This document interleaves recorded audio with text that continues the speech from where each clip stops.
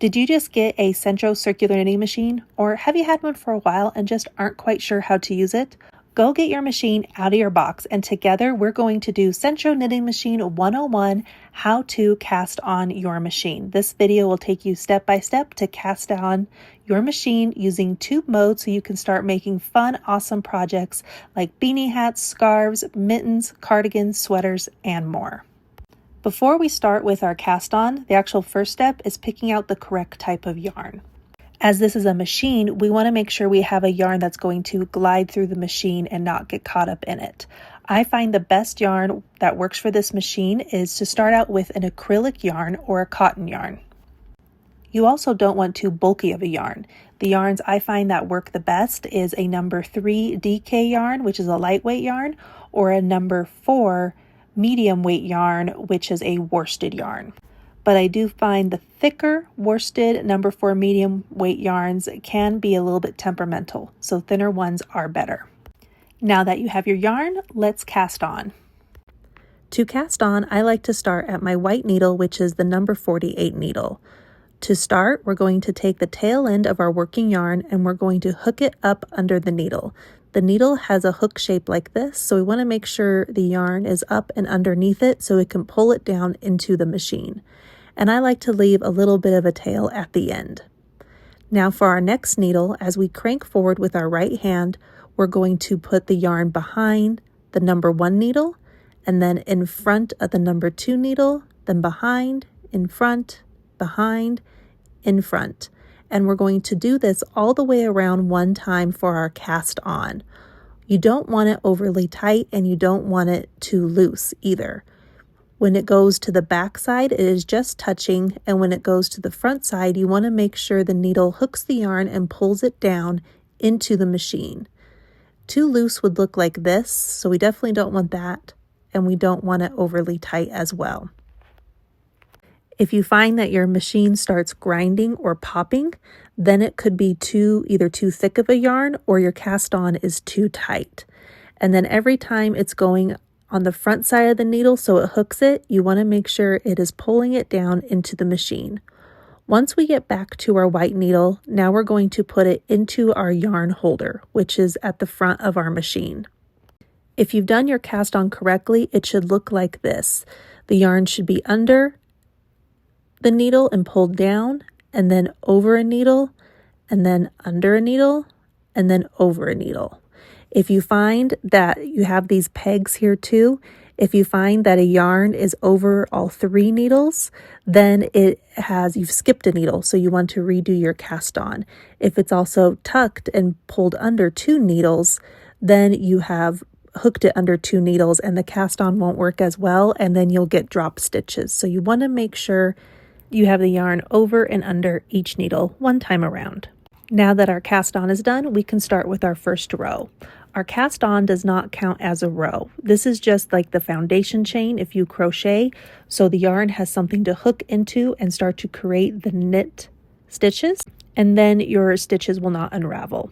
So since we're back at the white needle, for our number 1 row, we do not want to hook the yarn under this white needle yet. Once we get back to it, we first have to put it into the yarn holder, which kind of looks like a little tongue sticking out at you right in front of your machine.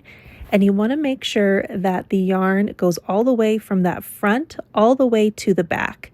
If it's pulled out a little bit like this and kind of off to the side, the needles won't be able to catch the yarn, and then you will also get drop stitches and you won't be able to create your rows when you're cranking them out.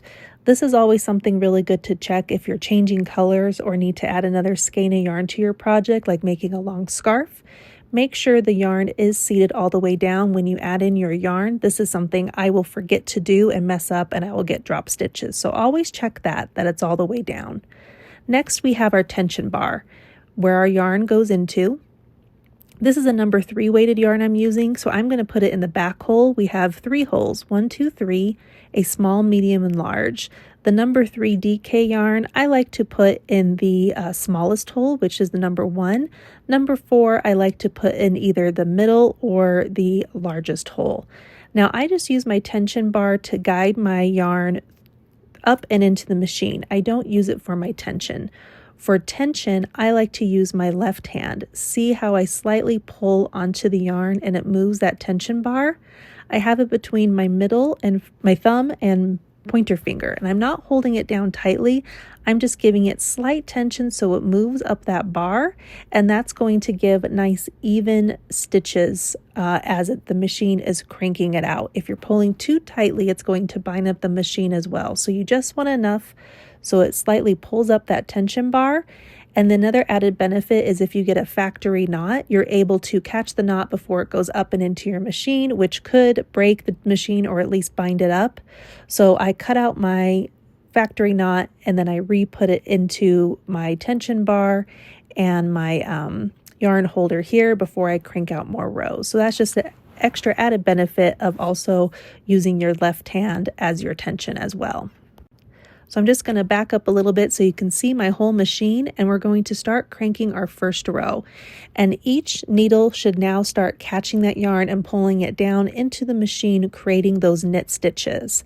I crank the machine forward with my right hand, and with my left hand I am holding on to the working yarn that is attached to the yarn skein, which is off camera, and it's making these knit stitches. So after you do one time around, we're back to our white needle. Here's how the first row should look on your machine. I kind of call it X's and O's. This kind of looks like an O to me, and then this is kind of like an X. And this is how it should look. O, X, O, X, O, X.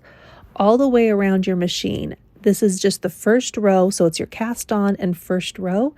It's going to make this pattern, and that's how you know it's starting to make those correct knit stitches, and you can continue on making your rows. So we're going to now continue to crank forward and crank out as many rows as you want to make your tube projects. I hope you enjoyed this video and this helped you with getting to know and to use your Sentro circular knitting machine. Hit that like and follow button for more free tutorials. You can also follow me on YouTube. It is the same handle at YarnOver3. I appreciate you all so much for watching, for all the comments, for liking and subscribing. Happy crafting, everybody.